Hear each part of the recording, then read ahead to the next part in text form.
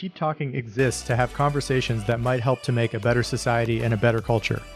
As humans, talking openly to each other is one of the key tools we have to gain knowledge, to seek the truth, to foster curiosity, to exchange and explore ideas, to see nuance, to ask big questions, to defend individual liberty, to resist ideology and tribalism, to heal and develop, to glean insight, to learn from history, to change our minds.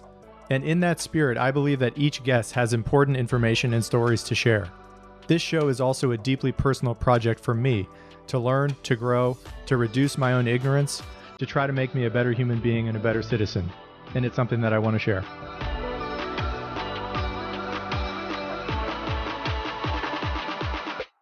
The following is a conversation with Bruce Poulter. Bruce is an MDMA therapist, trainer, and clinical supervisor. During our conversation, Bruce talks about MDMA as a therapy, his years as a practitioner, the experience of such therapy for patients, its hope for helping people work through PTSD, and the MAPS clinical trials that aim to legalize MDMA therapy in the U.S. by 2023. It is my belief that MDMA therapy has the potential to transform our society by giving hope to those who are experiencing chronic suffering. And it is also my view that such therapy may have far-reaching healing capacity to those suffering from mild or low-level abiding trauma, to couples who are struggling, to people who are interested in the possibilities of human well-being and the human mind. I hope you enjoy this conversation with Bruce. All right, Bruce. Well, first, I just want to say thanks for having me into your home. I've been wanting to do this for a very long time, as you know. It's great to meet you. Welcome to the show. It's great to have you on. Yeah, thanks so much for having me. I look forward to our conversation. Me as well. As I mentioned before we started recording, I like to stick to basic open-ended questions. So I'd love to start maybe with a little bit of your personal history in terms of your initial exposure to maybe MDMA specifically, and what you initially learned about it, knew about it, read about it, that even piqued your interest in pursuing therapy related to this drug at some point in your life.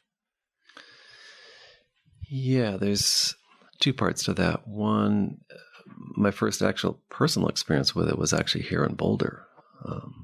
I was in my mid-30s and I came to a wedding of a friend of mine. And so that was my first personal experience with it.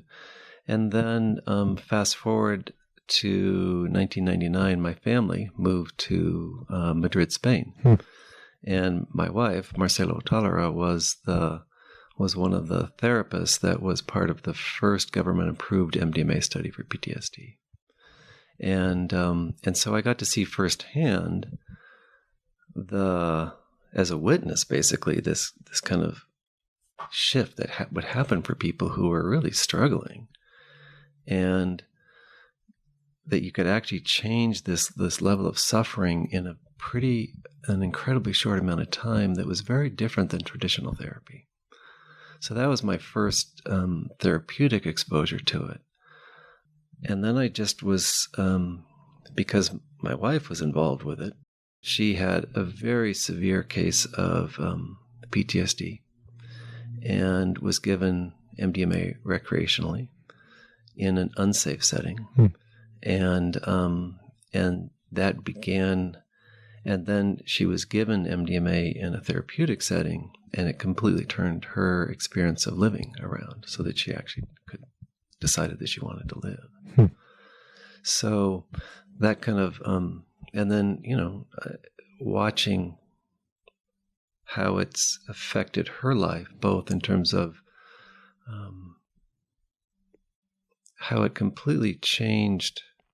It doesn't eliminate what happens to people, but it changes actually how you relate to what happened to you. So instead of it being, all the things that we know about PTSD, the dissociation, the triggers, the experience of oneself, that you can't actually trust your body, your feelings, when somebody gets triggered, they are either right back into those traumatic events and those experiences, or they have dissociated to where they would go when those things were happening as a real safety measure for them. And so to try to live a life where you're not sure when your body's going to get hijacked. So to have some of the symptoms of PTSD, the intensity, the frequency, the duration of those symptoms diminished to where you can actually engage in the world is a whole different world. So those were my experiences just as a starting point. And it sounds like the wedding experience you were mentioning in your mid-30s when you tried it for the first time, was that, did that experience for you personally give you an indication of the potential therapeutic benefits of the drug, or was it more just something fun to try? No, that was completely recreational. Yeah. And I'll stop there. I want to clarify the terms, a term that you've mentioned a couple of times, PTSD.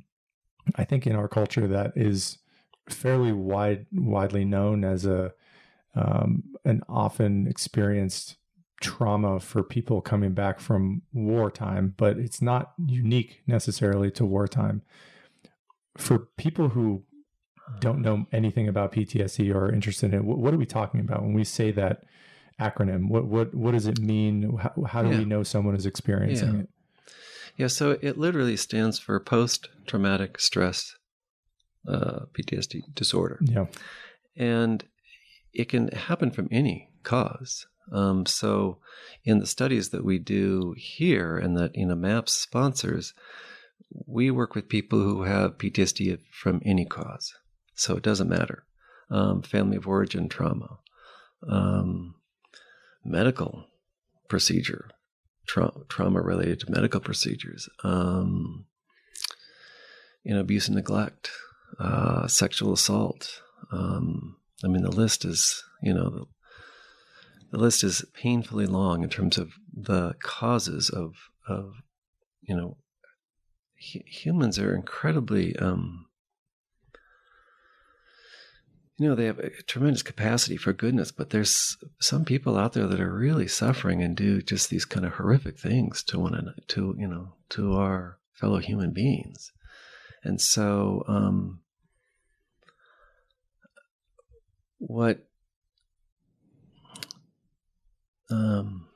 and so the things that happen for people when they've been traumatized are pretty specific. We can kind of, there's categorizations of these kind of responses that we really discovered in the 70s, that we were able to articulate around, specifically around Vietnam vets. Yeah. Right. But the truth is, PTSD was endemic in our culture already. So the sexual assaults, against women, that was an understood and poorly responded to practice on the part of our culture. And so, because the really nice thing about veterans, is that they really brought, because of their suffering and because of the value we place on them in our society, we really, were forced to kind of confront with, so what is this that's happening to them? Yeah. So when I refer to PTSD, it's from all the ways that we traumatize one another. So it's witnessing, horrific events. It's yeah. And for people who are experiencing that, kind of regardless of whether they've had traumatic events in wartime, in sexual assault experiences, in any number of environments, as you articulated, that can cause this disorder. What are the symptoms? What happens to people? How do they know they have PTSD? Yeah. So in our research, we use what's called the clinician-administered PTSD scale. And that is considered the gold standard for PTSD assessment. And there's a community level of scoring that has to happen for a diagnosis, and then there's a research level of score which is much higher. And so that's the measure that we use. And so somebody who's been exposed to a traumatic event where their life was in danger, that's the first That's one piece of the puzzle. And one of the dilemmas we find is that because of I want to back up a little bit. So there's this term disorder that's applied to it. And truthfully, it's an adaptive, this is an adaptive response to a completely horrific event. And so we don't see it as a disorder per se. Well, I don't see it as a disorder. I see it as basically a healthy response to something that's completely unconscionable. And so that's a really important place to start from in terms of this understanding of what PTSD, what the symptoms are. Another of the diagnostic criteria is a dysregulation of mood or intellectual processing. And so when somebody gets triggered, avoidance of things that remind the person of that traumatic event is another category. So people will, specifically avoid either large crowds or they'll avoid social situations where they might get triggered. But probably let me just put it less in the clinical terms and more in the day-to-day terms. It's that you actually can't trust your body. So, we have feelings, we have our mind, which are really both very important tools for navigating the world. And so when you can't trust your feelings to inform you about when something's coming down that you need to be careful around, when you lose that way of navigating the world, your mechanism for dealing with that is to actually isolate. So it's people are really very smart about how they take care of themselves when these things have happened to them. Another characteristic is nightmares. People have a really hard time sleeping because that's, there's all kinds of ideas about why that happens, but so many people struggle with, recurrent memories that come to them at night when they're sleeping, where their sleep gets disrupted. So sleep dysregulation is another piece of the puzzle. But I think the hardest one is actually not being able to trust themselves. And it's a disconnect from themselves specifically. So, and this is always by degree. So you have people who have, we've all been, one way of looking at this is we're all born into this world as babies. We have these, if we were left with minimal conditioning, we'd become kind of the person who we're supposed to be. And, your interests are different than my interests. And that's really important. And the ability to express those interests and follow the things that actually move us are really important to us as individuals. And to the extent that that gets conditioned, by our family of origin, by the community we grow up in, by social forces, economic forces, political forces, those things all condition us. And then if you put on top of that a traumatic event, so a sexual assault, being exposed to, the nightmare scenarios that soldiers are exposed to in this world that we live in, then that adds another layer of conditioning. And so what makes it difficult then for people to navigate the world when you have PTSD is that then these things called triggers happen. So, you'd be driving down the street and all of a sudden, you'll catch something out of the corner of your eye, like a shadow or something, and that'll take you back to that event. Or, this happens actually pretty often for folks that have been in war situations.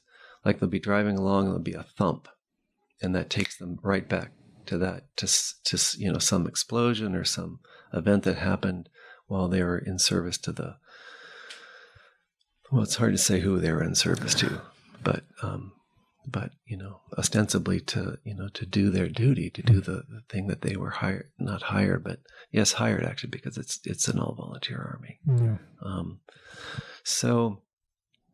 But I think the most difficult thing with PTSD is this disconnection from self. You've been doing this work for a long time. And I'm wondering, when you have people who come to see you who are interested in pursuing some sort of medicinal therapy to try to help them, if you almost have a trustworthy intuition fairly quickly about whether or not they would fit the requirements or the definition of having PTSD to qualify them for some of these studies, does that happen rather quickly for you? Do you feel like you get a sense of identification with someone? You can identify someone who has PTSD fairly quickly, given your expertise and experience? And if so, what do you notice that is signaling that to you in yourself? Yeah, most people, it's clear, are incredibly contracted when they come into us. And it's interesting, we have study coordinators, which is they do a lot of the data entry and getting us, making the whole system work. We're indebted to what they do. And one of the things that they see somebody coming in the office, right? And they watch them, walk down the hall and go and meet with a therapist. And then they see them 3.5 months later. And how they present is so different in 3.5 months. Like, they're standing upright.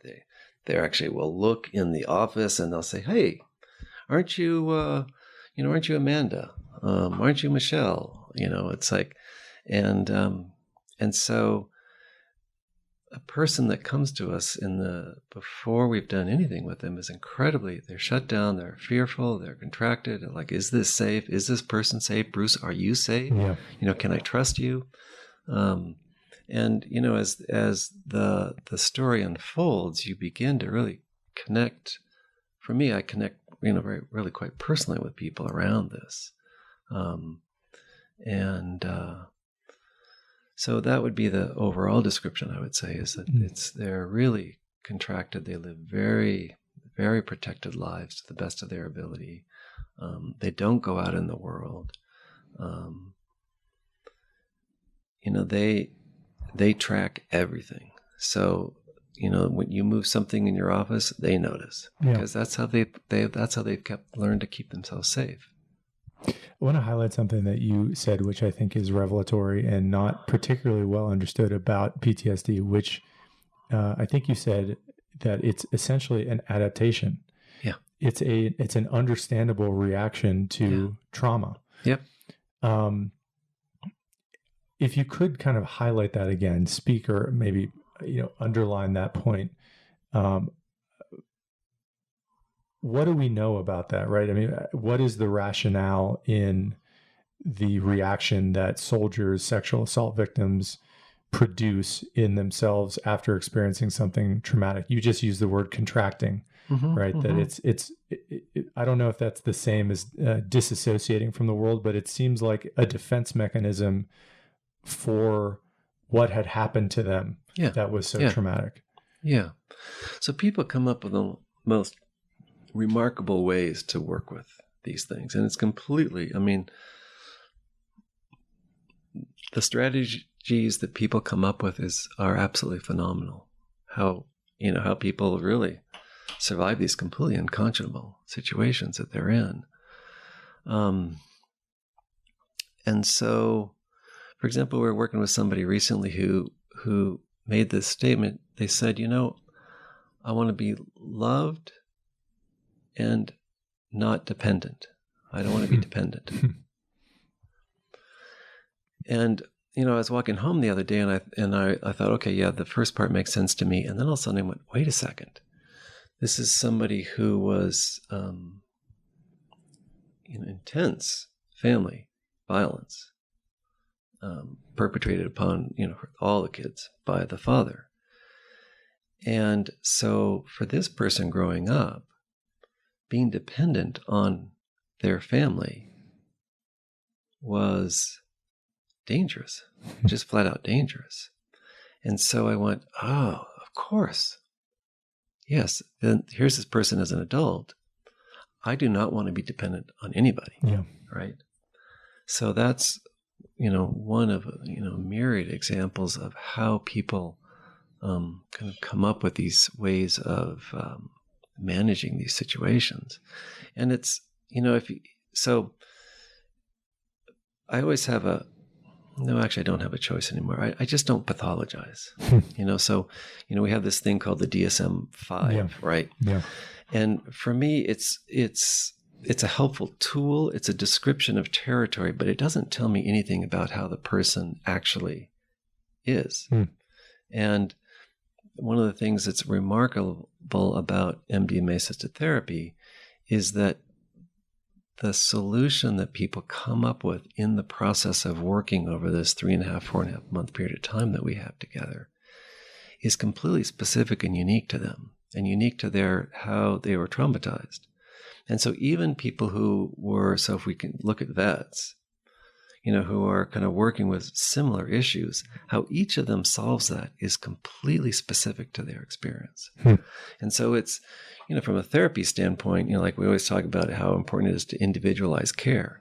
Well, in this model and in this process, care gets individualized because just the nature of people working through how they responded to their trauma. And it's different. And so for me as a therapist, I can't actually predict. I know we're starting at point A and we're going to get to point B, and I have no idea how we're going to get there. It's completely nonlinear. It's completely unpredictable. And unique to the individual. Yeah, absolutely. I'd love to get back to your biography of what brought you to this table, and maybe more specifically, what brought you to the therapeutic work that you are doing now. You mentioned that your wife at one time was kind of the poster child for the very nascent field related to this type of therapeutic work.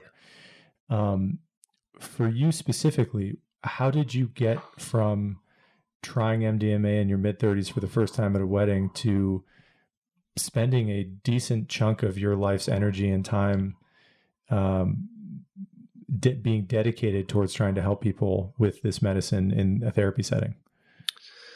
Yeah, years ago, when I was in my 20s, therapy was interesting to me. Yeah. But it was too slow. For me, for my internal pace, it was just too slow. I knew that I would not be good at it because just my internal pace, and so when the possibility revealed itself that you could actually use these, in this case, we're talking about MDMA, but there's this, there's psilocybin, there's ibogaine, there's ayahuasca, there's all these remarkable medications out there, or, medication's not even the right word. It's like all these substances out there that we can use as catalysts for change and to bring awareness to the individual. And so the power of them kind of caught my attention, and the pace actually was what then changed my process. I went, oh, I can do this. This I can do. This is my pace. Yeah. So that's for me, that's the personal part of it.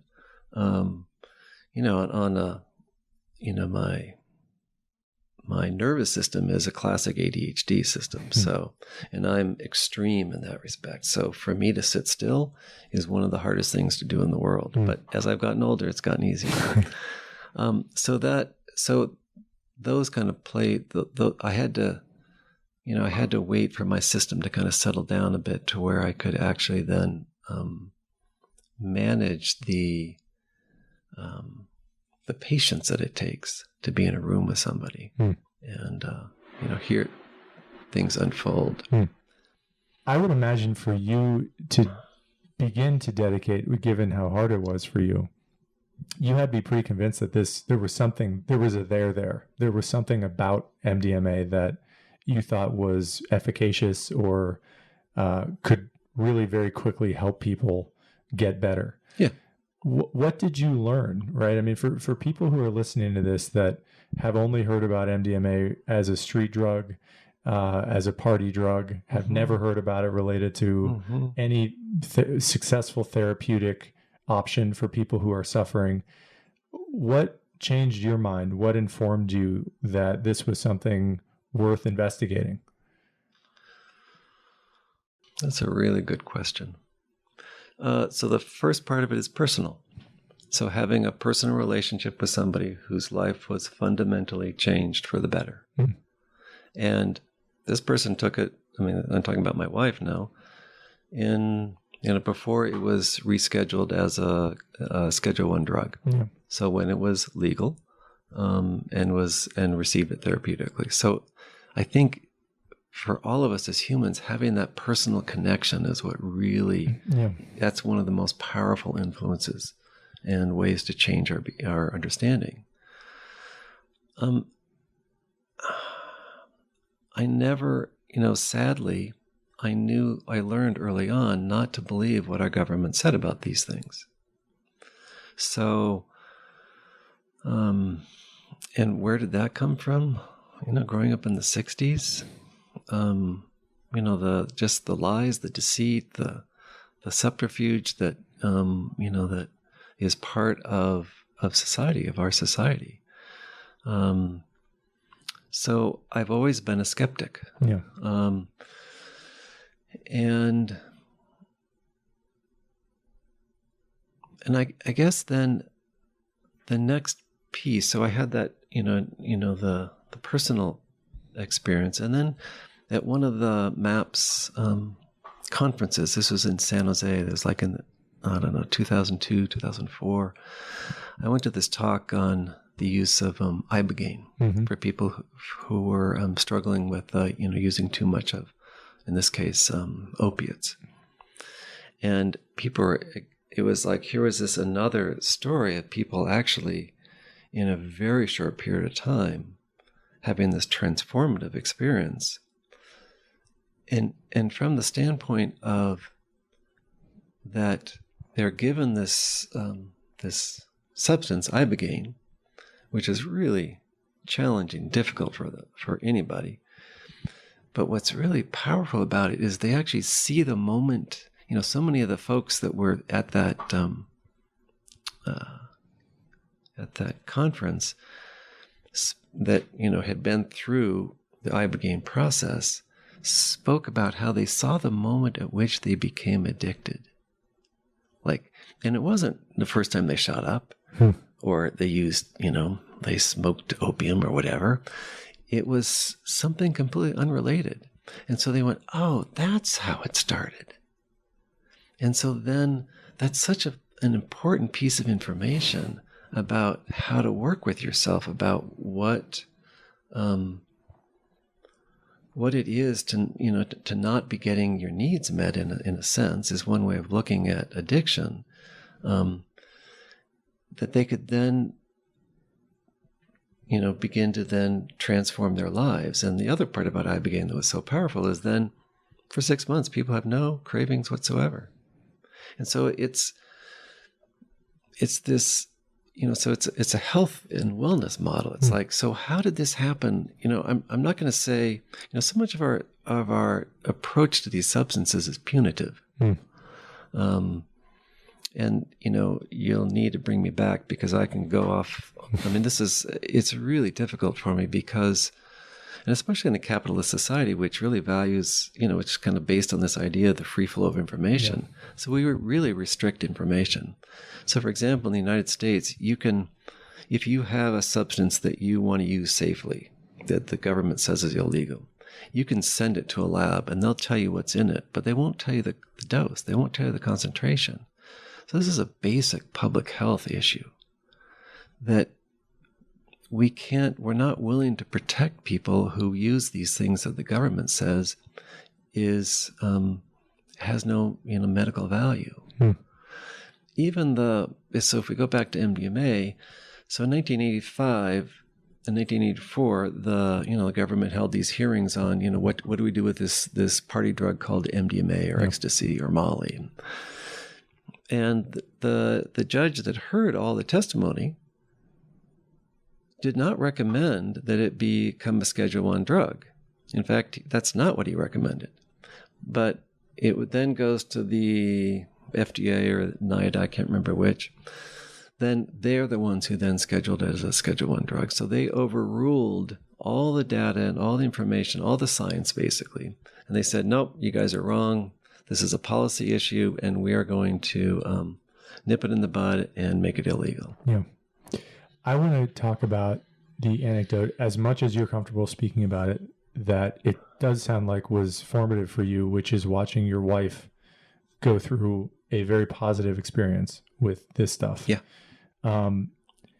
Again, in as much detail as you're comfortable speaking about it, what did you notice in her? Were you two already married at the time? And what kind of changes specifically did you notice in her personality, disposition, mentality, etc., that was the result of her going through these sort of therapeutic settings? Well, she did it before we were married, so I didn't even know her. So this is like 1984, 1983. And if you, Rick talks about it in his TED Talk actually a little bit, because he was the therapist who gave her then the MDMA, and it was pivotal for both of them. Yeah. And so I know. So let's see. So then we met then about 12, 14 years later after that, and so. And so some people who've been through this process with MDMA assisted therapy will say that they're cured of PTSD. I would never take that position. What it does is through the process, for most people, it decreases their, again, with all of their symptoms, the frequency, the intensity, and the duration, so that when somebody gets triggered and they dissociate, so instead of being dissociated for 2 weeks, 3 weeks, a month, it's minutes, hopefully, or an hour or a day. So these huge shifts. So that it was like hearing about what her life was like before actually doing this therapy, and then hearing what her life was like afterwards, and then knowing her then, as I got to know her 15 years after that whole process, and still struggling with the symptoms associated with that trauma that happened to her as a young woman. I think I've heard that TED Talk. And if I remember correctly, I mean, she went through something horrific. Yes. That, if I'm remembering correctly, was causing suicidal ideation. And I think she was essentially on the cusp of trying to kill herself. Oh, yes. Yep. Absolutely. Rick, when you say Rick Doblin, I assume, right? So Rick Doblin, the founder of MAPS, at the time, I suppose, was an underground therapist. At that point, it'd be above ground because it was legal. Okay. It hadn't been scheduled at that point. How did they connect? It was a personal connection. They had known each other? Yeah. And was she familiar with the potential benefits of doing an MDMA therapy, or he suggested it and provided the option to her? Yeah, she had, because of her trauma, she'd been hospitalized twice, I think, because she was at risk to hurt herself. It was sexual assault, right? I mean, that was. Yeah. It was pretty horrific. Okay. It was nightmarish, actually. Okay. Yeah. Did it very quickly become apparent that this was something potentially life-saving to her? It was the first time she could imagine living, actually. That she could see a future.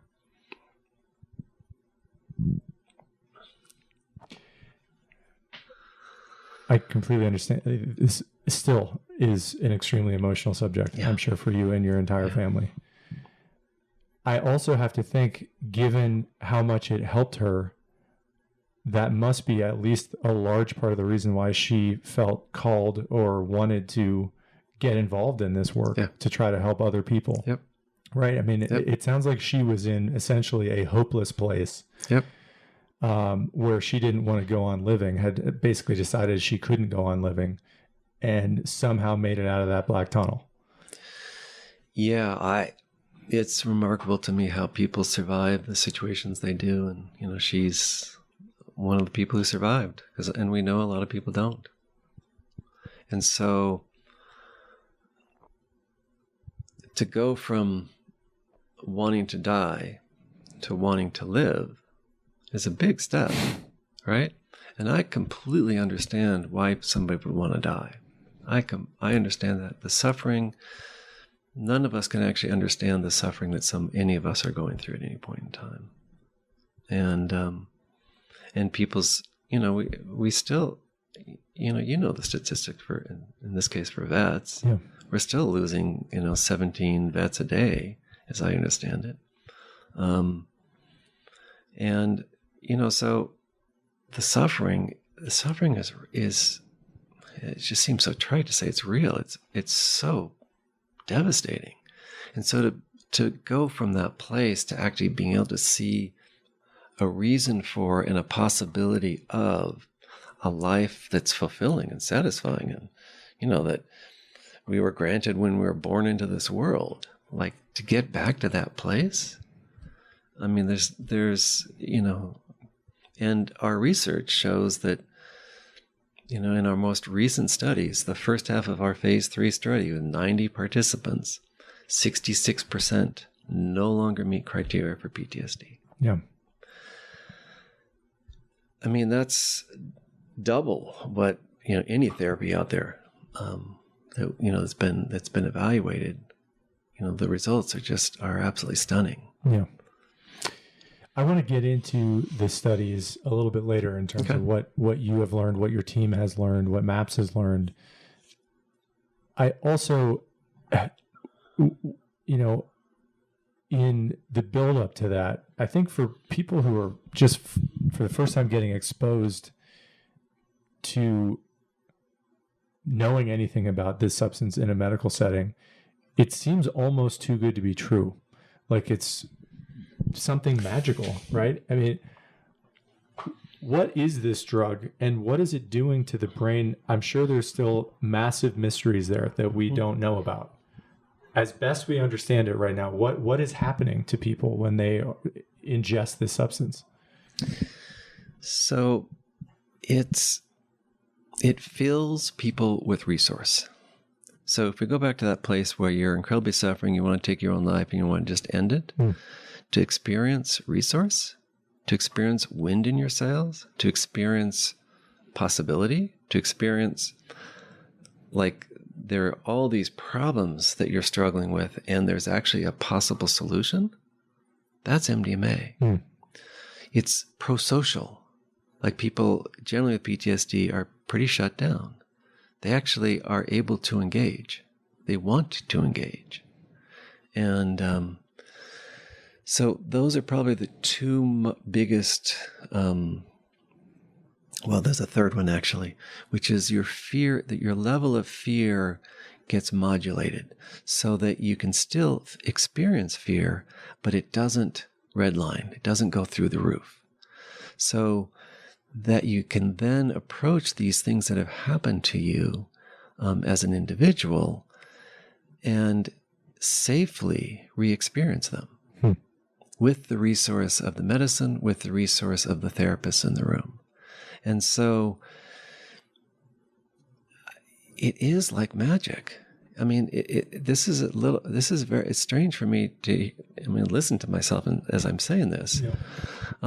And it's also, I want to be clear here, it's not for everyone. This is not the solution to PTSD. The solution to PTSD is actually at a cultural level. We need to change our behavior, but this is one very promising way to approach something that is endemic in our society. Yeah.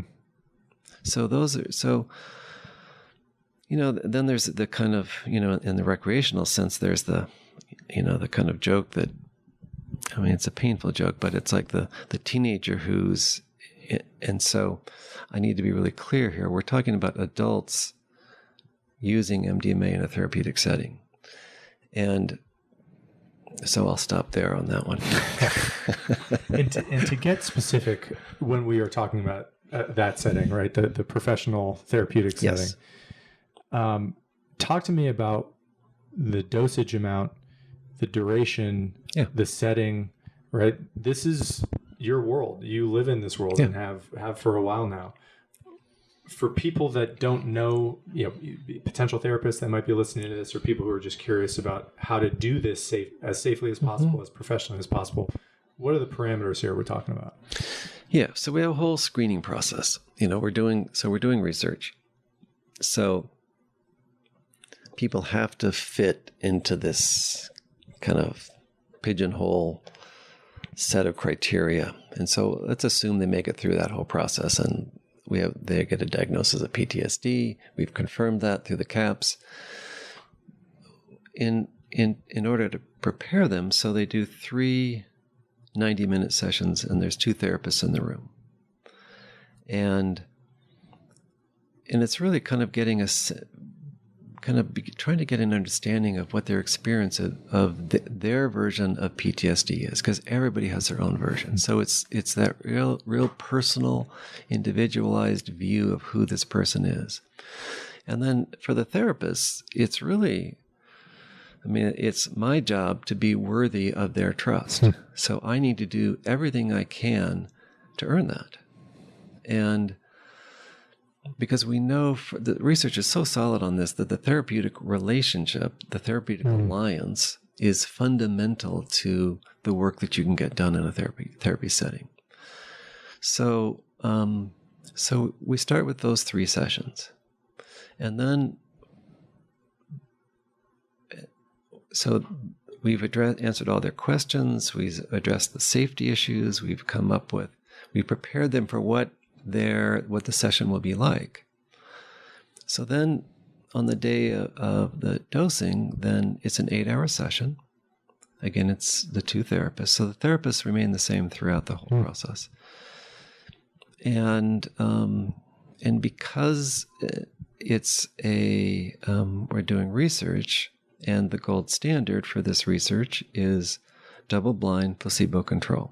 So half the people in the study are assigned to the therapy-only group, and half the people are assigned to the MDMA group. And none of us know who gets assigned where. So I'm going to just kind of focus on the folks that get that MDMA. Yeah. So then the dose that we give them in the very first session is 80 milligrams. That's followed 90 minutes later, roughly, with half of that. So in this case, it'd be 40 milligrams. The second experiential session, they have the option to go up to 120 milligrams, and then half of that again, which 90 minutes later. And so in the 8-hour session, we have music playing, and the music is there is really trying to match whatever their state is.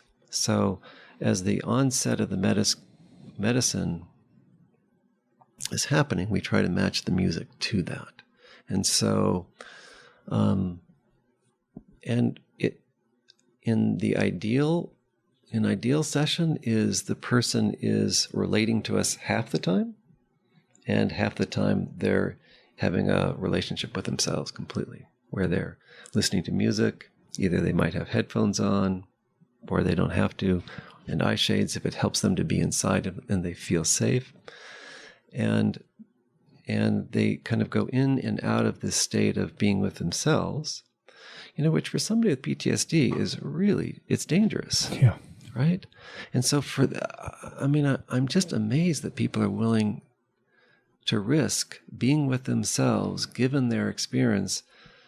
Most of the people, I think the average amount of time people in our studies have had PTSD is around 14, 15 years.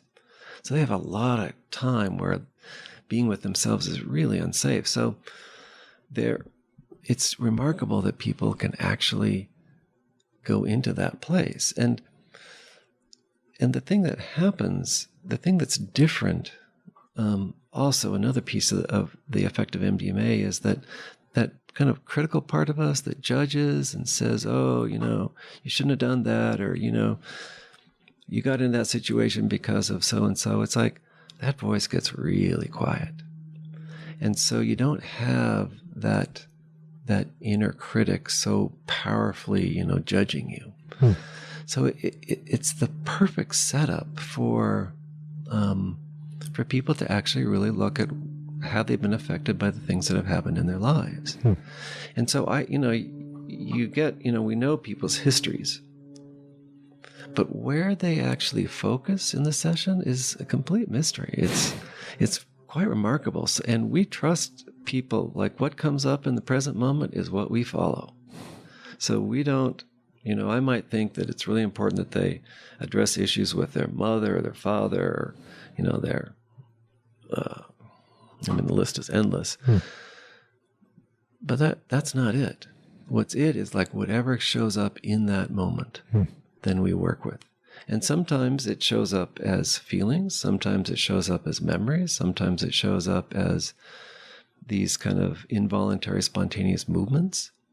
And in a session, some people, and it's fairly common, people will go back to these places where they were where the trauma took place, and they can go back into them from a very safe place. So we don't, like a lot of work with, in the absence of a medicine like MDMA with trauma, for people who are traumatized, you have to be really careful about this, what they refer to as kind of the zone of tolerance.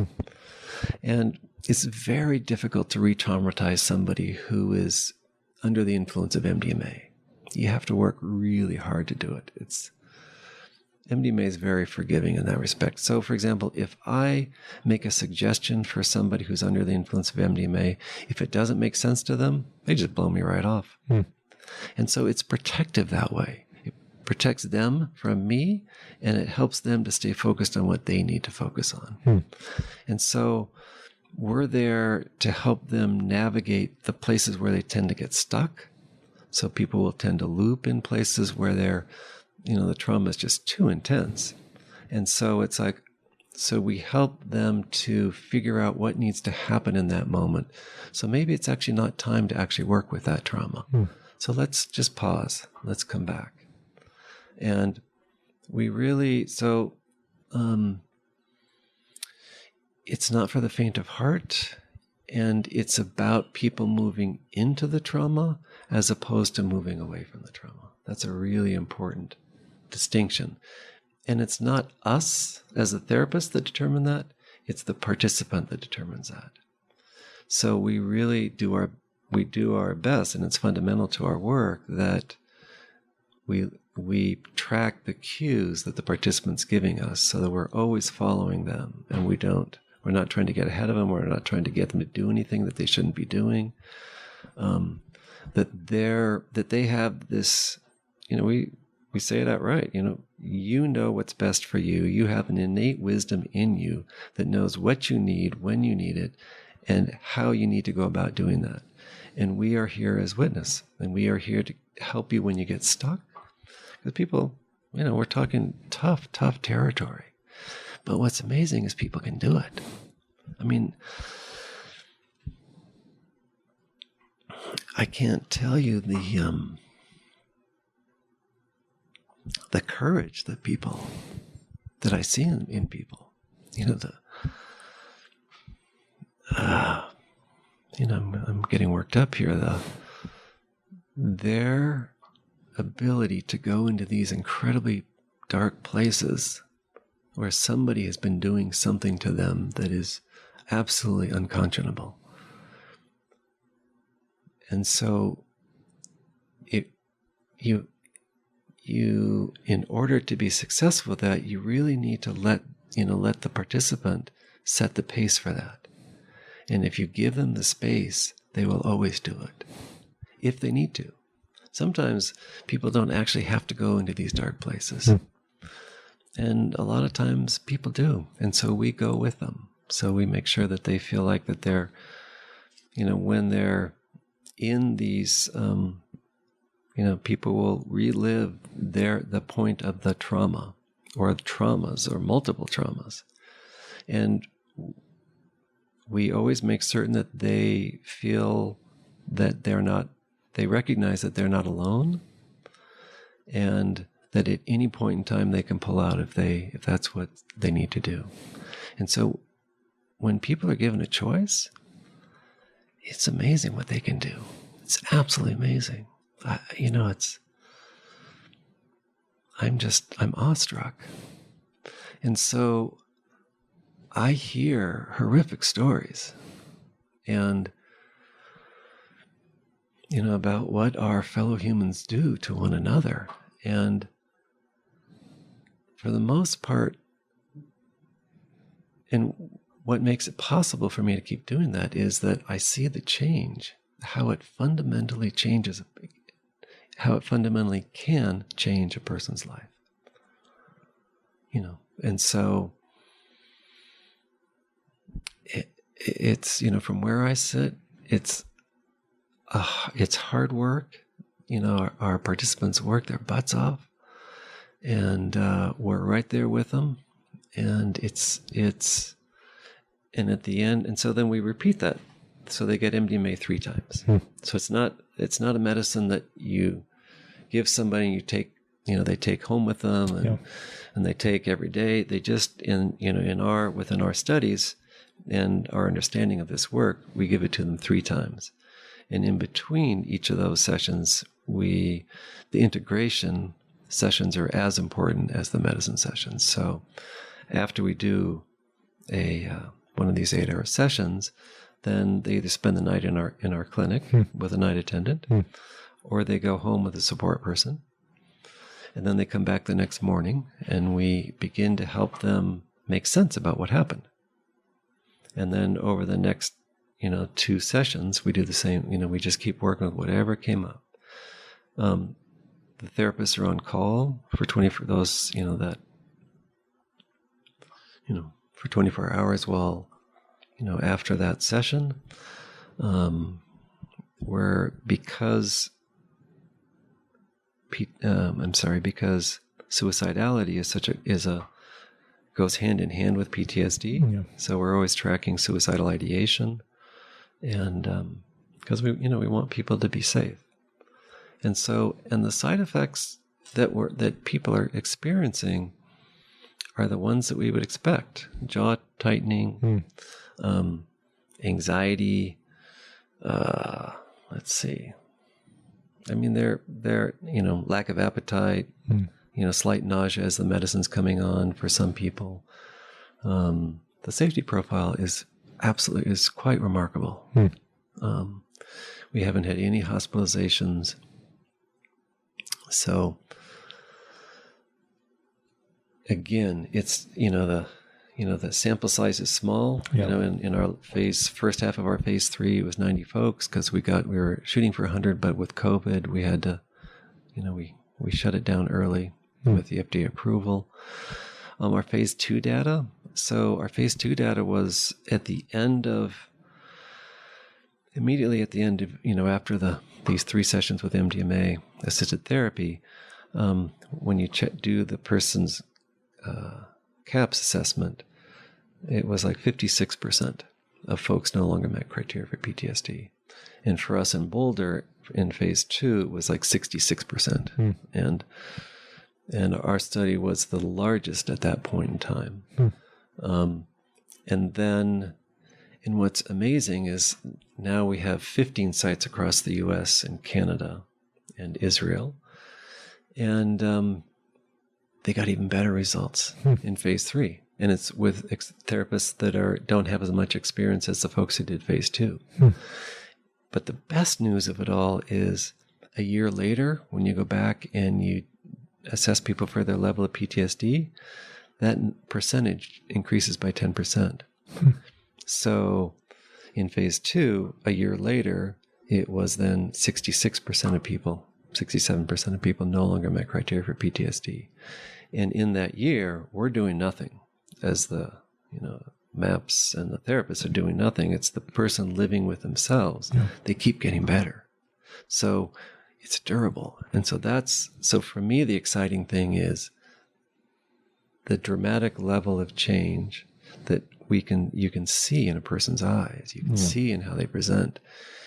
And by their report, we also measure all these other things like their level of depression, their post-traumatic growth inventory, their level of dissociation. We track all these things, and all of them are consistent with what we're seeing in terms of with the CAPS results.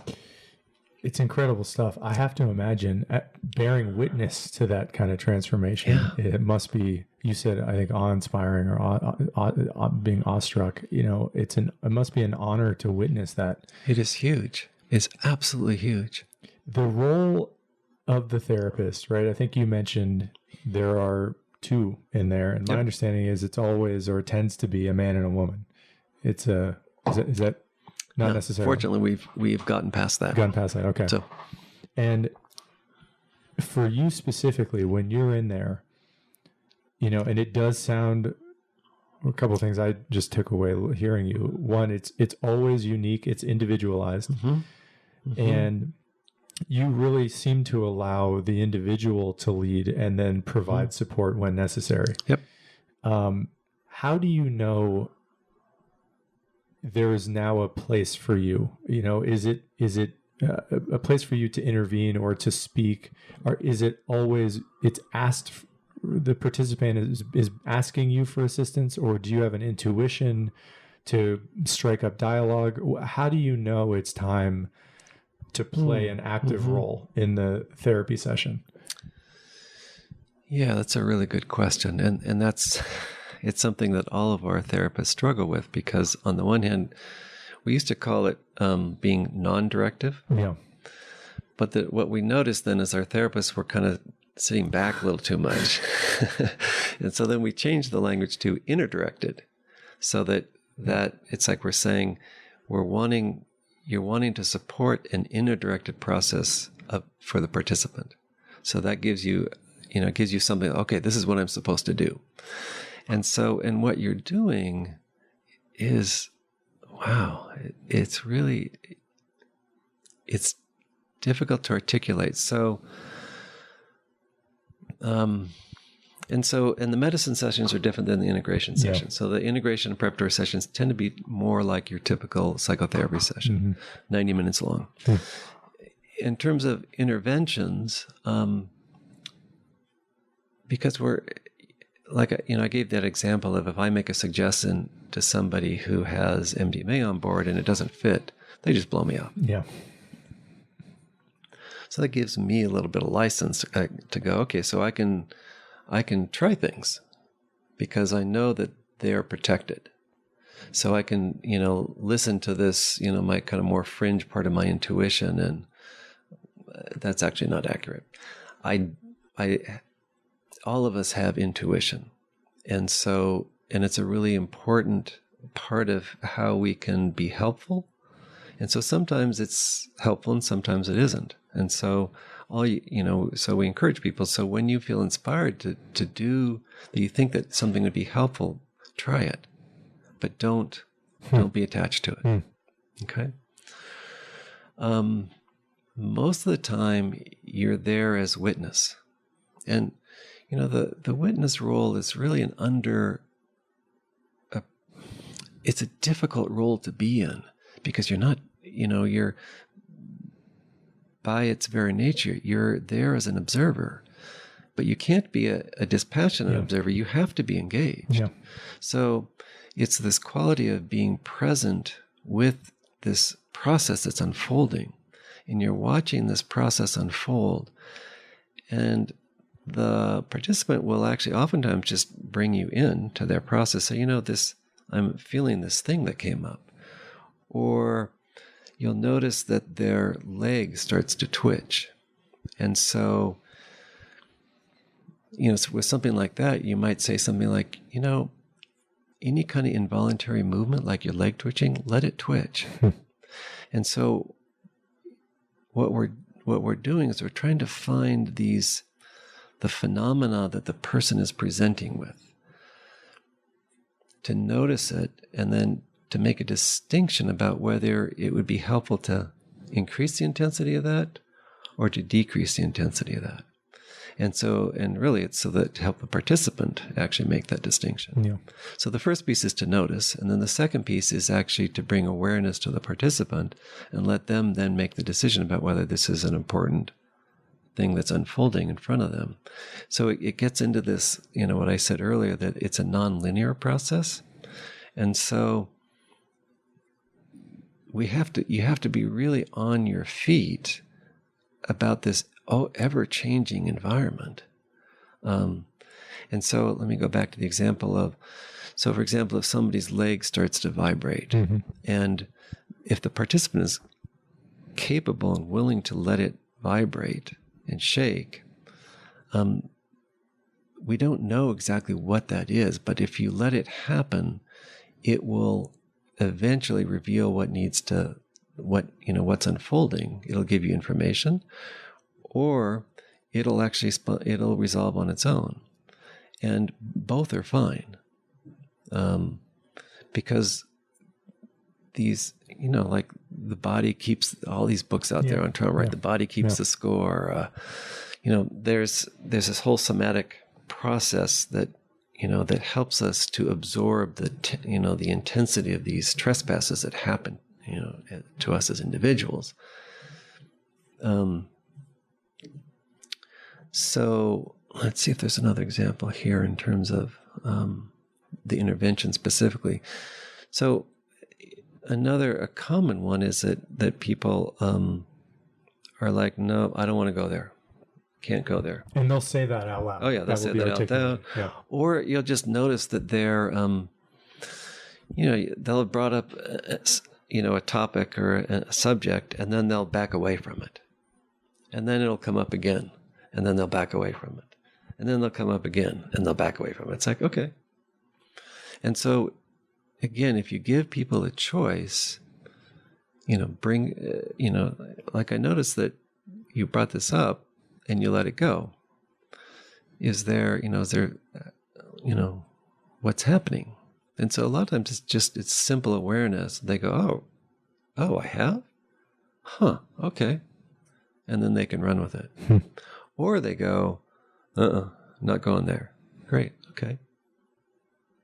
Got it. So I wonder, tell me, what happened right before that?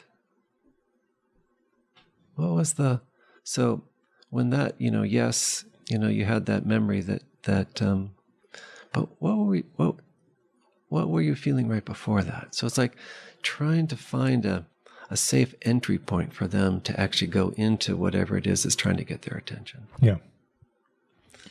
You had spoken a little bit ago about what the experience tends to be like for the participant. And I'm sure it sounds like it is always somewhat unique and different and individualized for the participant, but it's an 8-hour session. There's an onset and there's a crescendo, I would imagine, where the medicine is at its peak influence.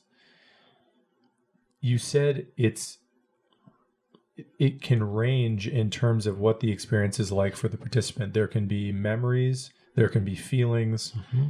In your experience, what's the most common experience like for a participant? Does the medicine always direct them to trauma?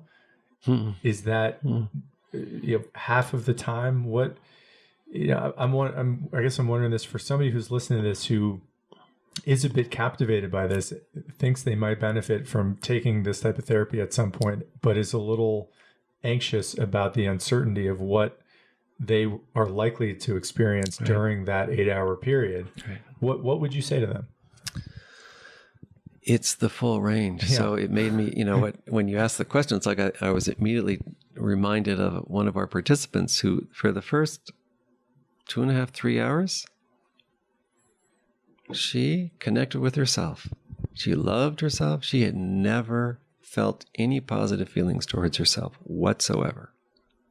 And she was just in this kind of beatific state for 2.5 hours. And, I remember turning to my co-therapist and going, well, is this okay? And it was absolutely wonderful. And so that became the foundation for her then to move forward in terms of exploring what happened in terms of her traumas. So the positive, so-called, positive feelings are completely individual. Like, what's positive to you and to me can be very different. But so however you define that as an individual, those experiences are absolutely an important part of this work, and to anchor that. There is one of our participants from phase 3. There would be these moments in the sessions where he'd be sitting, just like he'd take this very regal posture, and he'd just be like smiling, and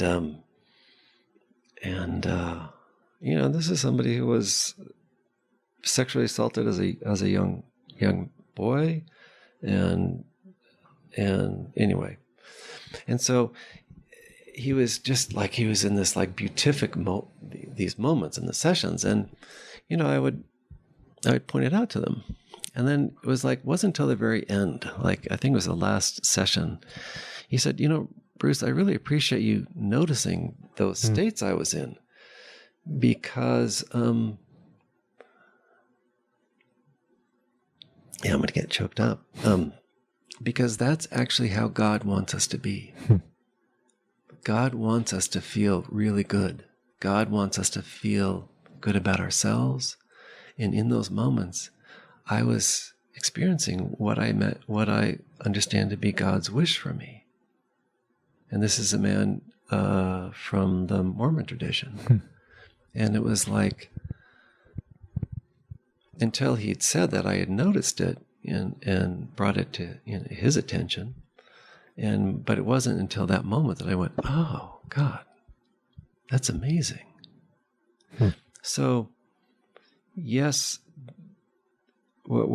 people come to us to work with trauma, but we're working with whatever comes up, all that comes up. And the so-called life-affirming, it's so weird to say it, life-affirming positive emotions are as important as the difficult ones. Yeah.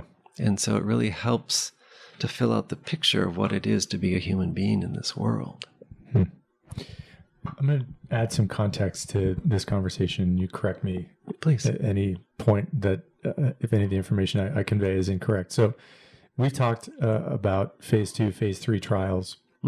I probably should have mentioned this a little bit ago. So we're talking about, if I'm understanding this correctly, the phase 2 and phase 3 trials that are have been directed by MAPS, the Correct. organization.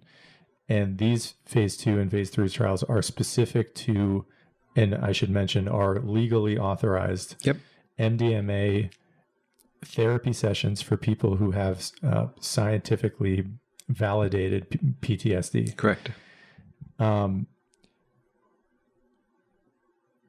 My understanding is that MAPS was granted breakthrough status to be able to take what I think is still a category 1 drug. Schedule 1 drug. Schedule 1 drug, and provide it to people in a clinical setting because they were able to convince government agencies of the likely benefits of these kind of medicinal therapy sessions for people who, without that option, are really at the end of their rope, are struggling, have no other option.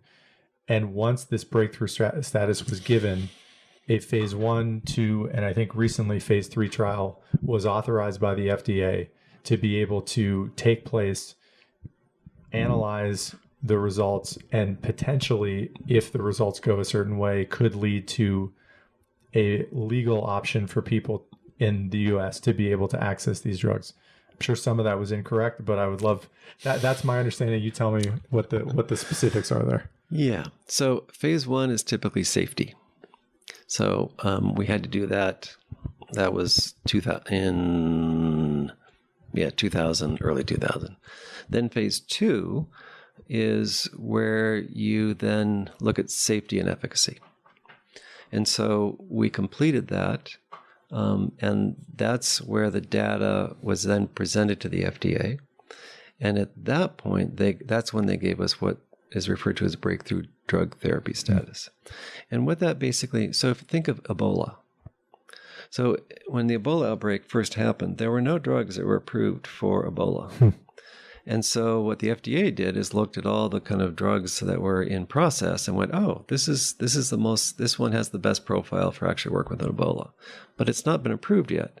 So what we're going to do is we're going to give it breakthrough drug therapy status. So it's for a condition that is life-threatening, where there are no other available treatments, viable treatments out there, and that the drug, the medicine in question, shows promise. And so it was on the basis of our phase 2 data results that, so immediately after treatment, 56%, and then a year later, 66%, 67%. So they looked at that data and said, okay, this is promising. This is really good news. Historically, sorry to cut you off. Yeah, historically, I would imagine it's the best result that has yet been studied in terms of its efficacy for helping people who have clinical PTSD. Absolutely. So, the community standard is around 30%. So whatever the modality is, exposure therapy, CPT, EMDR, et cetera, they're all running around 30%. And even so the folks get assigned, so then I'll jump ahead to phase 3. So we're in the midst of phase 3. And interestingly, this is where most drugs that are going through this process actually fail in phase 3 trials. So, we were very nervous about the first, and we broke phase 3 into 2 studies for a whole variety of reasons. But, and so when we looked at the data from our phase 3, it was even better than our phase 2. Oh my God, I can still remember the meeting when we actually saw the results, and it was like all of us were just stunned. And so concurrently with our phase 3 trial, then we've been given permission to give MDMA to anybody who has a diagnosis of PTSD. The problem is that MAPS as an organization, I mean, it's growing exponentially, and we just can't keep up with the demand. Yeah. So we have studies going across basically all over the world now. So we have studies we started in Europe because we're taking MDMA through the European drug approval process right now. We're taking it. We have all the sites that we have in the U.S., Canada, Israel. And then we have these, what we refer to as expanded access sites, but we can't get them operational yet because we just don't. We're pedaling as fast as we can. Yeah. And then, then we have a whole host of consultants and advisors, and, they say, be careful, go slowly. And so, for me, I'm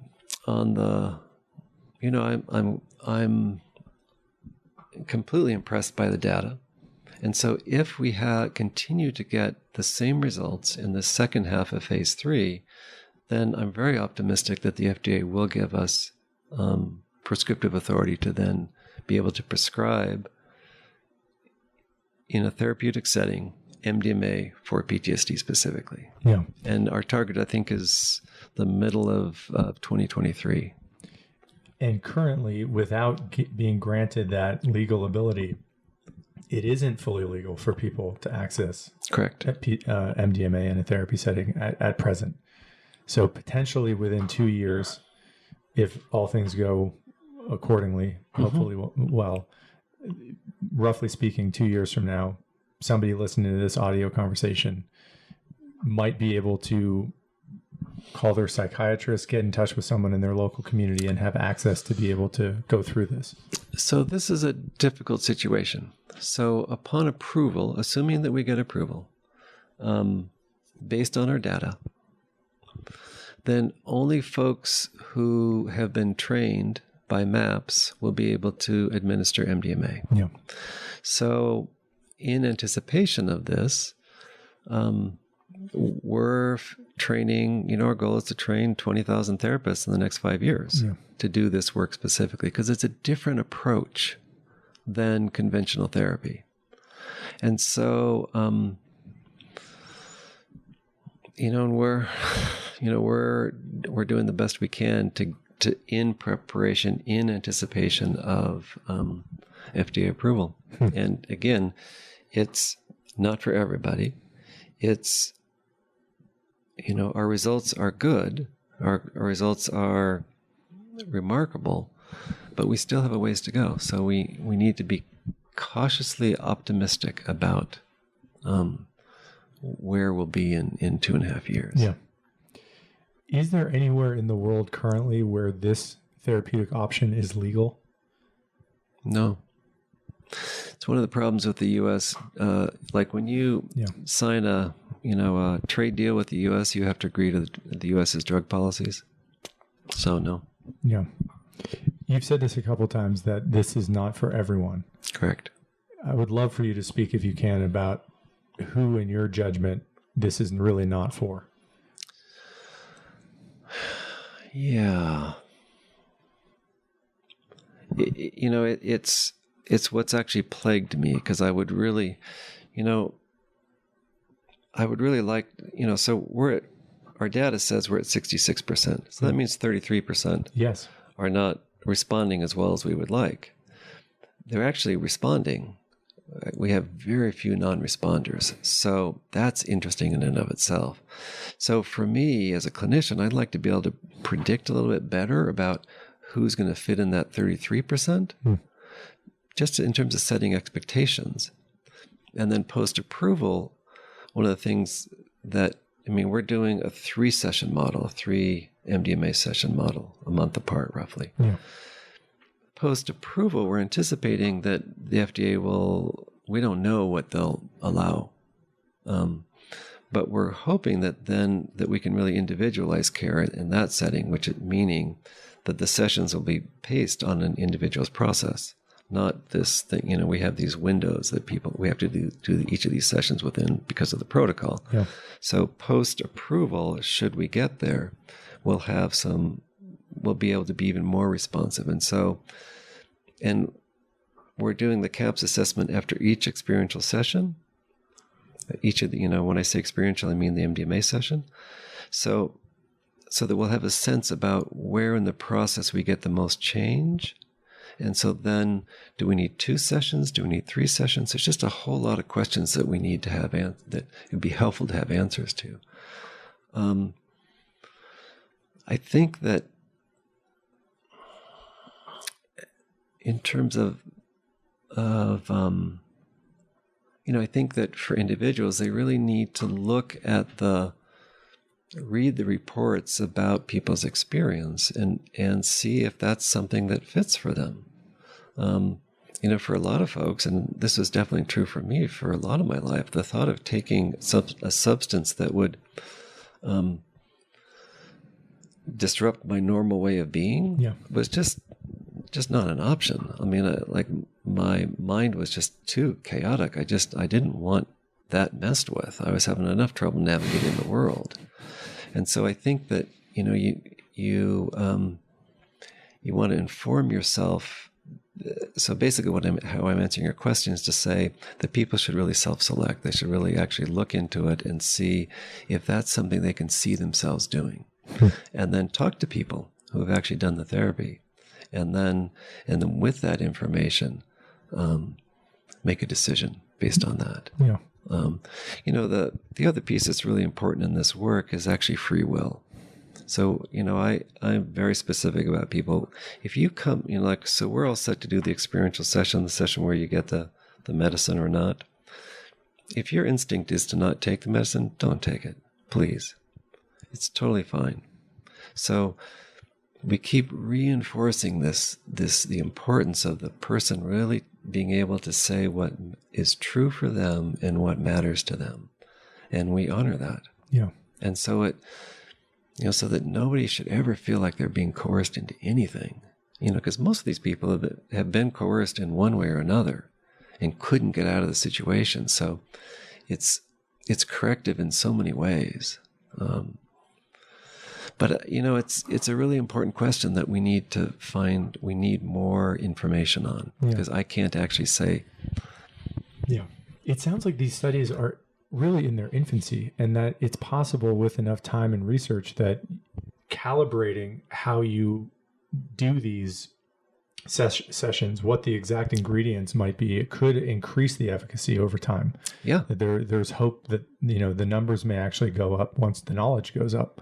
Yes. Yeah. One other point I wanted to make that I thought might be important for people who are listening to this and maybe at some point in their life might consider doing something like this is that, and you correct me if I'm wrong about this, my understanding is that unlike some of the classical psychedelics, MDMA is not technically a psychedelic. It's an empathogen. One of the components of that being that there is no ego dissolution. That you, as you understand yourself, while you are having an alteration in your typical existence, are not gone. Correct. Right? There is a degree of agency. Absolutely. Remains. Absolutely. And that's the beauty of MDMA specifically. So that's another one of those attributes of it, which is that it doesn't generate anything that is not you. So a feeling comes up, it's your feeling. It doesn't cause you to experience anything that actually is different from you. And so it's not, it doesn't, very, very few people, incredibly small number of people actually have slight visual distortion. So things will be a little sparkly, but that's very unusual. Your sense of touch is heightened. So a lot of your senses are heightened a bit.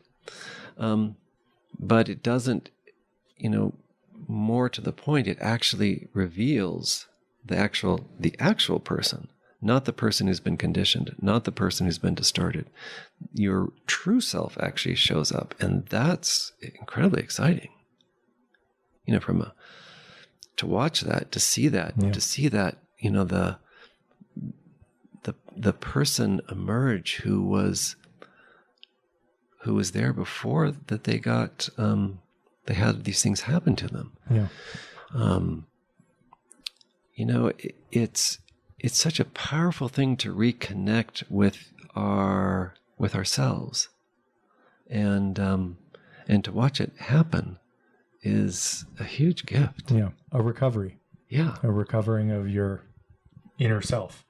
Which what in psychological terms we refer to as your authentic self. It's like this thing and so this kind of continuum of, yes, there's this distortion, which is kind of what I refer to what PTSD is. It's a distortion to who we are. It's as I said before, it's a disconnection from ourselves. An adaptation.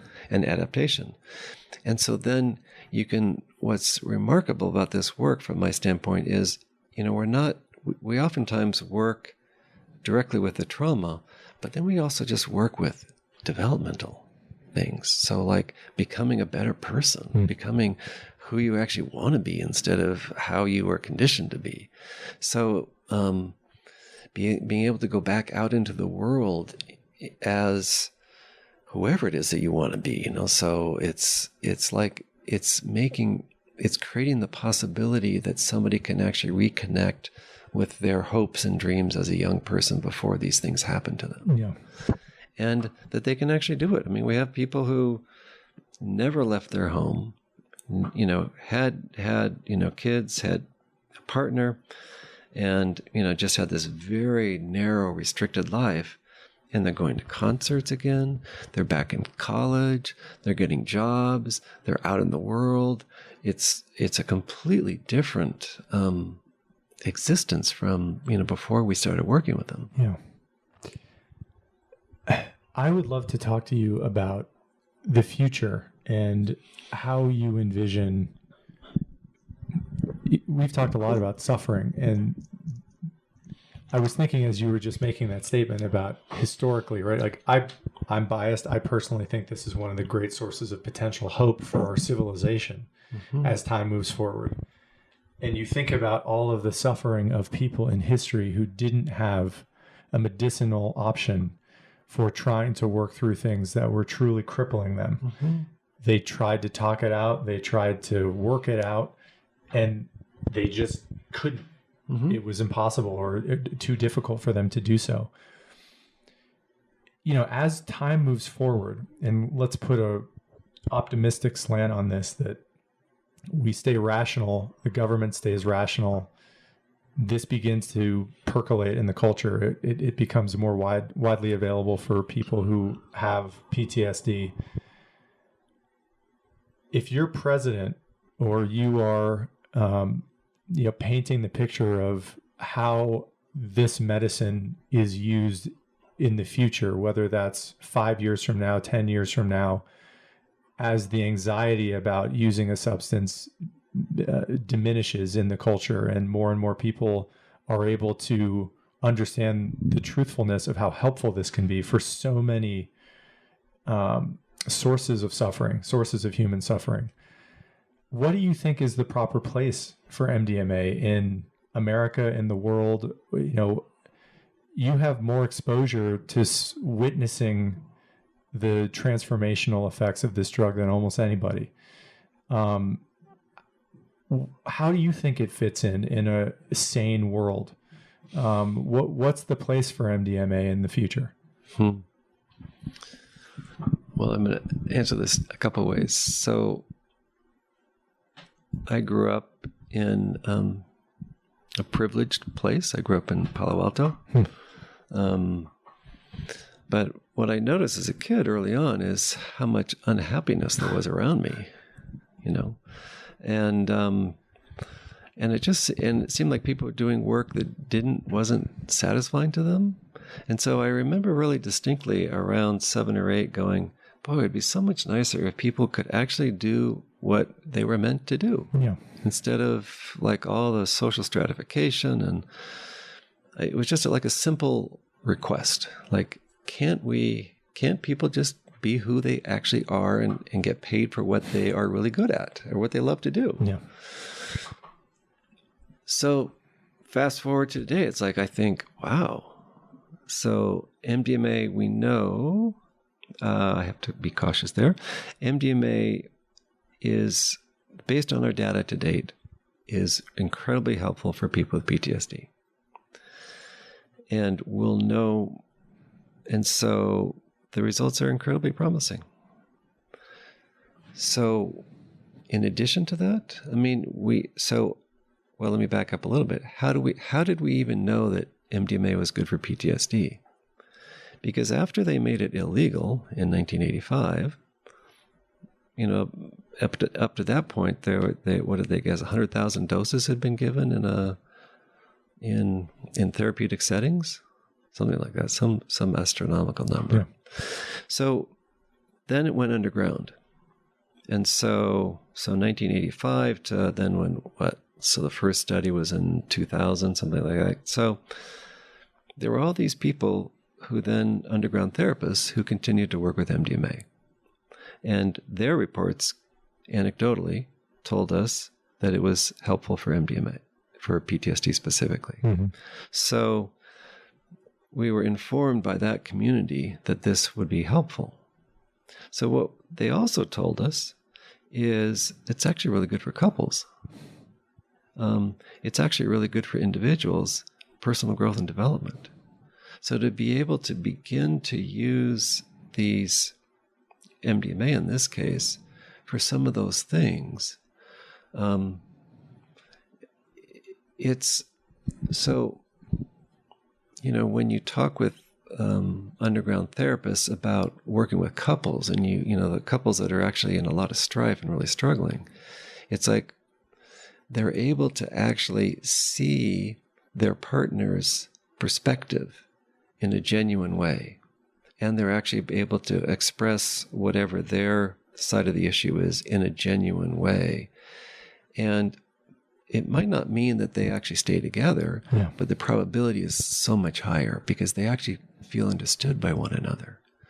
So the possibility of helping couples navigate the kind of normal part of just being human, that we get stuck and we get, we get stubborn and, we're unconscious and it's just hard and, throwing kids and the stress and so to help people navigate the world, their world specifically, so that they can be better at who they are, would be an incredible gift to society in the larger sense. So I'm hopeful, the world is it's a painful place. If I wasn't doing this work, I feel like I'm part of a potential correction here. And it's, of course I would love to stop the trauma and abuse to begin with, but if I can at least, nudge it on this other end, then at least I can sleep better. Yeah. And so my hope is that we can actually begin to look at these medicines and these substances and begin to figure out what they're actually good for, what the risks are, what the benefits are, and have a sober conversation about it, which is not what we have currently. Our government, it's been a really painful disinformation campaign, and we've really marginalized people who actually use medicines. And when you look at addiction is real. It's absolutely real, but it's nowhere near the levels, the percentages that we think of it, that we're led to believe. And it's, roughly around 10%. Whether you look at alcohol, or you look at any kind of substances, it's somewhere around there. But people who use these substances that the government has said are drugs of abuse or are illegal or dangerous and all these things,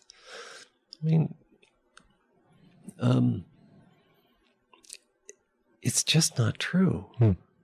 Yes, we need to be careful, absolutely, but we had years where we buried our head in the sand and didn't do the basic research we needed to do so that we could actually really understand this. And so we've opened the world up with marijuana now, which has been huge. The government said that was, Schedule I drug, no medicinal value. That's contrary to thousands of years of history, and we're actually really beginning to discover all these things that it's actually helpful for. Yeah. And so if we can get past this place of being punitive to people who use substances, it would be really helpful. Yeah. So let's talk about today. I know we're winding down the conversation, and I want to just go over a few more things with you before we end. For people who have heard this conversation, know a little bit about the work that people like you are doing, and it really resonates, they really want to get involved. I think you said, that you feel like you're part of a correction, in a very painful world. For people that want to be a part of that too, maybe specifically as a therapist doing work that you do, what's the best first step? What's the process that they would need to go through? As you mentioned, MAPS is trying to scale up over the next few years. Yep. What can they do to get involved? Well, the first piece is to do your own work. Get to know yourself. That's the most important thing, because the beauty of this work is that I get to be completely honest. So somebody will ask me a question, a participant will ask me a question. If I'm not honest with them, they know in an instant, especially if they have MDMA in their system. And so having experience in life is fundamental to being, from my standpoint, being really good as a therapist. The second step is we actually don't know what the certification requirements will be post-approval. And so the conservative route, or the more predictable route, is have some experience with some training in therapy. So go to any of the schools that are out there that license, prepare you for licensure in any state to become a psychotherapist. The third piece of the puzzle is then you would need to attend one of our trainings. So MAPS does now, for next year, we're doing both in-person trainings and online trainings. And so, we have an online training that's beginning actually in September of this year. So we have those trainings that are ongoing and, will be, into the future. So, and you have to be trained by us in order to do this work. And, we're getting criticized for that because of the potential for, having too much control, for all the right reasons. And my response to that is that, so MAPS.org is a 501c3. Then the pharmaceutical arm of MAPS, which is MAPS B Corp, is a public benefit corporation. So they're required as a public benefit corporation to, take whatever profits they make and give it back into the community. Yeah. So and you have to bear in mind that all of the research that we're doing has been raised by donations. We haven't gotten, until Colorado gave MAPS some money to do some marijuana research for vets. We hadn't received any government funding whatsoever. Yeah. So it's all by, donation. And so to have then the possibility of a funding source for future, to look at these different substances so that we can actually figure out in a very sober, clear way what the risks and benefits are, is really important in terms of for society to make a decision about whether we should have these things or not. Yeah. And so if I'm hearing you correctly, if you feel called to do it, if you feel like you've gotten to know yourself well enough that you really want to participate, you both need to be an accredited therapist or psychotherapist and do MAPS training in order to qualify? Yes. And we also want you to have experience working with people with trauma. So that's another part of the requirement. And so, yeah. And so it's, right now, they're the only places that you can actually do MDMA assisted therapy legally is within one of our studies. Yeah. And we have all the therapists we need. So that's, not an option at this point. And so more it's waiting for, getting prepared. So, so if you're interested, 2.5 years, get into a graduate program, do your work, your personal work, get, do some work, get some experience working with folks with trauma.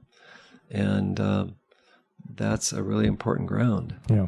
And to be educationally accredited, that specifically means a grad degree in therapy itself with the experience working with people with trauma. Is that correct, roughly speaking?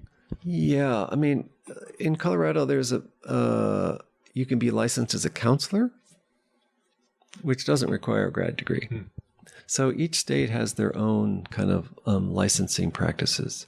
And so you'd really and we defer to the states determine that. And then, if the state says that you're certified or licensed to do therapy, then we accept that. Yeah. Okay. Yeah. Last question I want to ask you is, I guess before I do that, I just want to mention how much personally, and I don't have any experience with this at this point, but I have a lot of admiration for people like you and a lot of admiration for people and organizations that work within MAPS, because I'm personally persuaded that I think you said it correctly. You said it well, that, there's a lot of pain in this world, and you would hope we live in a world in which there are mechanisms by which that can be significantly mitigated or eliminated. And it appears that we do appear to live in a world like that. And all the work and the courage and the persistence that has led to now, and obviously it isn't over, but it seems to me that the work that's been done will be well worth it over time, hopefully. So thank you for what you do, in addition to just the time of sharing all the information you have today.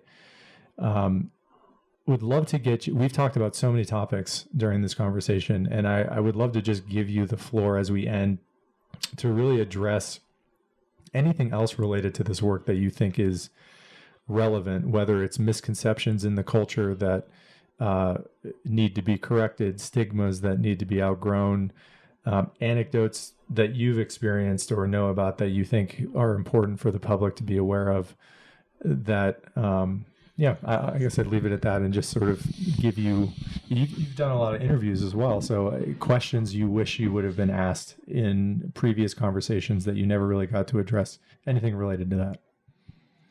Oh my God, that's big.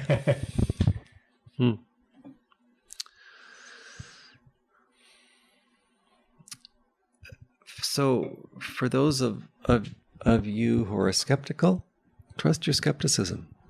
It's completely valid. But explore it, go deeper into it. And I know for myself, I've gone in my life, I've gone from the state of thinking that drugs are bad to thinking that they're fine to like going, well, some of them are really incredibly helpful.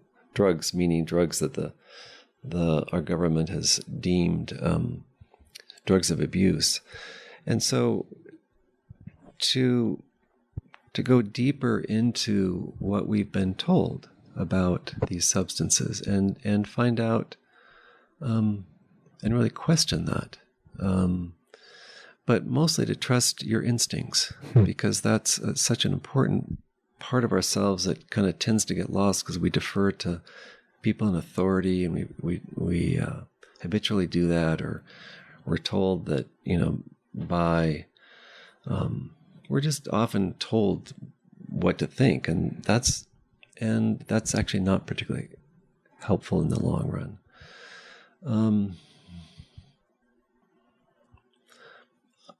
I'm hugely biased in a sense because I think that what I'm doing is really normal. I mean, I actually don't get it sometimes that because I'm so much in the middle of it. I mean, so because of my work, because I do supervision, because I do training, because I do clinical work, I get supervision. And my supervisor is not into this stuff at all. And he goes, Bruce, this is fringe. And I'm going, huh? Are you serious? And he's right. And so it's hard for me to see this place that I'm in because it just seems so normal to me. And so I know that and so I have to try to think outside of that place, and it's really hard for me to do that. And I'm completely happy to talk to people who absolutely fundamentally believe that this is not a good idea. I think that dialogue is really important, and I welcome those conversations. So I think, so I guess what I'm speaking to is having these dialogues with people that think differently than me is so important. And so that's another, piece that I would want people to do. We have that in so many areas of our life, how we're kind of politically segregated in these, pockets of red and blue and purple. And it's like, but so I guess another piece of it is really to look for people who have experiences where it has actually changed their lives, because that personal relationship is so important in terms of helping to inform us or helping to kind of get past our radar. Yeah. I know that it certainly helped me in lots of different situations where knowing somebody who was going through something that was just like really different than me, to actually be able to hear about their experience, it really has helped me to learn so much and expand my views. I mean, I was pretty square. I mean, I'm pretty traditional. Yeah. For a lot of my life. I mean, my father was an engineer. It's like, things were like, pretty, square in that way. And so, so having personal experiences that way really helped me to develop and better understand other people. which is, from my standpoint, been the hallmark of my focus. I mean, as I mentioned before, I grew up in Palo Alto, which is it's a very privileged, well-resourced community. Yeah. And for me, I made the decision to pursue actually being in kind of trying to learn from people through real life experiences as opposed to from an academic approach. So I feel like that's where I've really focused my life on kind of humanizing myself in contrast to kind of my ideals to help me navigate living in this world. Yeah. Let's see. I really love doing this work. It's for me personally, it's really changed my life and helped me to practice with myself unconditional positive regard, loving kindness. Because in sessions I get triggered, and so it doesn't it happens. And there was one time where I actually had to step out of the room because I in this one situation I couldn't hear one more story, one more example of this, how this person had been sexually assaulted, sexually trespassed upon. I'd just reached my limit, and in that moment I thought, I think I'm broken. I think I've reached my limit here. I've heard a lot of stories, and for some reason this one just stopped me. And so, one of the nice things about having a co-therapist is I could say, excuse me, I need to step out. Yeah. And so I went into the other office and just, broke down and just said, I just cannot hear one more story about this. And I just thought, okay, I'm done. But and fortunately another therapist was in there and we talked and I was able to find my way, just to have the experience of being completely overwhelmed by this and feeling that feeling of being broken and trusting it. And I've learned that from sitting with people, asking them to do the same thing. And so asking them to trust that part of them that feels broken, that part of them that they don't like, that part of them that gets them in trouble because, it gets triggered, or that part of them that just, hates themselves, to really actually trust that part and to bring it into the fold. And so the work is life affirming is probably how I would leave it. Yeah. I can completely understand why you would love what you do, because it must be extremely rewarding.